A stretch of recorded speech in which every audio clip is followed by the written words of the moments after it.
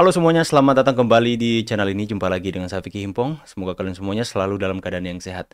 Video kali ini kembali lagi kita akan membahas video yang sudah saya rangkum kepada kalian semua, agar supaya teman-teman semua bisa mendapatkan tambahan berita terupdate, terkini, dan semoga ini bisa mengedukasi. Sama-sama kita jadikan channel ini sebagai channel yang edukatif, yang benar-benar menyebarkan berita-berita yang positif. Dan tanpa perlu banyak basa-basi, buat kalian semua yang mau pesan kaos seperti yang saya pakai ini, link pembelian ada di sematan komentar video ini. Dan di bulan ini ada diskon yang besar teman-teman. Jangan sampai ketinggalan. Kita akan segera untuk membahas videonya satu persatu dan let's do this guys. Let's go. Kalau Tom Lembong dikriminalisasi nggak? Kalau menurut saya enggak. Enggak. Tapi dianalisis oleh orang dikriminalisasi. Dikriminalisasi dalam arti gini kalau saya. Kriminalisasi orang tidak melakukan sesuatu lalu dibuatkan peristiwa dia telah melakukan tindak kriminal, tindak pidana. Nah, kalau Tom Lembong itu tindak pidananya memang ada. Oke. Kalau politisasi iya, mungkin. Mungkin. Ya. Mungkin politisasi bukan kriminal. Karena begini, simple kok. Orang yang bisa didakwa korupsi itu asal cukup dua alat bukti. Satu, memperkaya diri sendiri atau orang lain atau korporasi. Itu sejak Undang-Undang Nomor 3 Tahun 71 sudah begini bunyi undang-undang. Korupsi itu memperkaya diri sendiri, orang lain atau korporasi. Oke? Yang kedua, dengan cara melanggar hukum, melanggar aturan. Yang ketiga, merugikan keuangan negara. Nah, kalau ini terpenuhi ya sudah korupsi. Dan menurut saya hasil ekspos jaksa kepada publik, Tom Lembong itu melakukan itu. Pertama, dia tidak memperkaya diri sendiri, tidak ada aliran dana ke dia, tetapi dia memperkaya orang lain. Yaitu perusahaan yang diberi izin mengimpor gula. Keuntungannya banyak. Ya, pasti. Melanggar hukum, karena pada waktu itu ada larangan impor gula. Kecuali dalam keadaan tertentu dan harus ke BUMN yang mengimpor itu. Yang ngurusin. Lalu yang ketiga, kerugian negaranya kan udah dihitung. Yeah. Misalnya soal pajak, perbedaan harga dari 13.000 ke 16.000 dan sebagainya. Jadi Tom Lembong itu tidak kriminalisasi, tapi menurut saya dipolitisasi. Karena apa? Menteri-menteri sesudah Tom Lembong melakukan hal yang sama. Sebentar, jadi menurut Bapak, Tom Lembong memang salah? Tom Lembong dalam sementara ini saya menganggap jaksa benar menjadikan Tom Lembong sebagai tersangka. Oke, saya simpulkan ya Pak ya. Tom Lembong memang salah, tapi kenapa menteri lain tidak diperiksa? Iya, itu pertanyaannya. Menteri sesudah dia, harusnya kan nih Tom Lembong 2016. Harusnya nih mundur dari tahun 2024 kan. Yang Menteri Perdagangan 2024 siapa? Mungkin tidak ada 2024 karena udah ganti misalnya. Tapi ini Menteri tahun 2023 itu banyak melakukan hal yang sama nggak? Melakukan hal yang sama, iya ada, sudah ada datanya. Itu sudah ada datanya, sudah terpublikasi. Ini jauh lebih banyak dari Tom Lembong. Yang sebelum tahun 2003 juga sama, melakukan hal yang sama. Yang sebelum itu juga sama. Jadi itu kan sesudah Tom Lembong ada Enggar. Lalu ada Agus Parmanto, lalu ada Lutfi, lalu ada Zulkifli Hasan. Semua melakukan hal yang sama dan ada angka perbandingannya dengan Tom Lembong. Mereka melakukan hal yang sama dengan jumlah yang lebih besar. Nah, kayaknya ini Pak Mahfud ini sudah mulai menyadari akan kesalahannya. Halnya satu adalah melawan Pak Jokowi. Ya, dan agak sudah mulai berubah arah perbincangannya, udah mulai masuk ke ranah-ranah yang lebih positif lagi teman-teman ya. Udah viral dituduh sebagai pemilik asli akun Mufafa, Roy Suryo ogah laporkan Intan. Oh, ogah dia. Intan nggak dilaporin, itu karena abah yang kejang-kejang katanya Roy Suryo akan melaporkan Intan. Aduh, ini beritanya begini bro, begini. Roy Suryo tidak berani melaporkan Intan. Kenapa? Saya jelaskan. Kenapa Roy Suryo ogah melaporkan Intan? Oh, suara ibu inilah. Karena dia sadar diri bahwa dia telah menyebarkan fitnah tentang Fufu Fafa. Kemudian yang kedua, Roy Suryo tidak punya bukti dan tidak bisa membuktikan ke publik bahwa Fufu Fafa milik Gibran. Selama ini Roy Suryo bilang 99,9% Fufu Fafa milik Gibran, hanya ngomong doang tanpa bisa membuktikan. Dia hanya menggunakan isu-isu yang beredar di Twitter, di IG yang disebarkan oleh orang PDIP.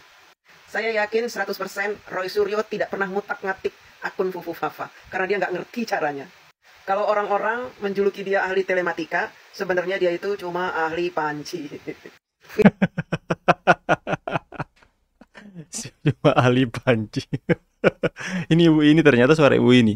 Saya pernah mendengar beberapa kali ibu ini yang menantang Roy Suryo untuk ayo ketemu one on one, by one kita. Ya, ibu ini berani sekali. Saya percaya dia kalau sudah seberani ini, dia mengatakan kepada Roy Suryo, ayo kita ketemu, kita adu data, adu bukti. Kalau perlu dimediasi oleh ILC atau di Kompas atau di mana terserah lah.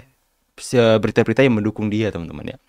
Ya, jadi ibu ini dengan sangat berani menantang. Sejak lama saya pikir ibu ini sejak akun Fufafa ini heboh, teman-teman ya. Ibu ini sudah mempunyai data dan bukti untuk mengungkapkan bahwa itu bukan milik Gibran. Dia sudah mempunyai bukti-buktinya, teman-teman. Lalu dia menantang Roy Suryo. Itu dia selalu dalam setiap kesempatan dia tantang, ayo ketemu, kita adu bukti data. Tapi si Roy Suryo takut ketemu. Dan ibu ini mengatakan bahwa saya pikir orang-orang mengatakan Anda ahli telematika, ternyata Anda adalah ahli panci. Ibu ini yang bilang ahli panci. Akpan berarti Roypan. Roinci. Aduh. Ayo dong. Kalau Bung Roy Suryo ini memang punya data dan bukti yang kuat, yang nggak takut, ayo dong ketemu sama ibu ini. Kalian adu data supaya kita masyarakat bisa melihat mana yang punya data dan bukti yang kuat. Jangan hanya keluar-keluar di media sosial. Ya, jangan hanya sembarangan menuduh. Giliran orang menuduh Anda, ancam-ancam lapor polisi. Saudara Refli Harun membuat lagi kebohongan bahwa katanya ada temannya ketemu Pak Prabowo di London, bilang Pak Prabowo nggak mau lanjutkan. Oh, Refli Harun lagi. Ya, ini kan berarti jangan sampai temannya nih hantu atau setan gitu loh, ya kan? Yang menurut saya nggak benar, ya kan? Berarti Refli Harun temennya setan. Pantas cara berpikirnya kayak setan. Hoax ini selalu dilakukan. Terus kemarin Refli sama Mardi Guwowic bilang kita ini Pak Jokowi ini gimana ya, kita udah nggak punya ibu kota. Nah itu gimana jawabnya, Bang? Ini kan seorang profesor doktor, ya kan. Untung aja bukan saya Rocky Gerung. Kalau saya Rocky Gerung belum, saya bilang kamu tolol dan dungu gitu kan. Enggak. Seru ini, teman-teman. Buat kalian semua yang mau menyaksikan full videonya ini ya di YouTube komisi.co ya, komisi.co. Ada perbincangan menarik di sana ya. Ada katanya Refli Harun membangun sebuah berita hoax lagi yang mengatakan di luar negeri Pak Prabowo ketemu sama temannya Refli Harun dan Pak Prabowo katakan saya tidak akan melanjutkan lagi untuk memimpin Indonesia, katanya. Itu kebohongan yang seperti setan, seperti yang dia katakan Bapak ini ya. Nih buat Roy Suryo, buat Pak Roy Suryo, mending lebih baik nih jangan nanggepin yang namanya Intan Srinita. Yang jelas-jelas dia cuma ngomong doang, nggak pakai data. Ini ada orang yang pakai data, yang mau membuktikan, dan sampai sekarang katanya udah 2 bulan belum ada tanggapan dari Anda nih, Pak Roy. Roy Suryo. Dia nantangin Anda untuk bisa bersama-sama membuka data. Bila perlu katanya menggunakan Infocus. Jadi jangan anak ingusan yang ditanggepin. Ini nih ada orang DJ anak jenderal ya, nama TikToknya. Kalian cari tahu deh. Itu nantangin, udah dari 2 bulan katanya, kok gak ada tanggapan. Kok anak ingusan yang cuma ngomong gitu doang, ya kan? Langsung tuh dilaporin. Mending itu yang ditanggepin. Kalau misalkan memang Pak Roy Suryo mau membuktikan hal tersebut ya, bahwa itu adalah milik Gibran kan gitu.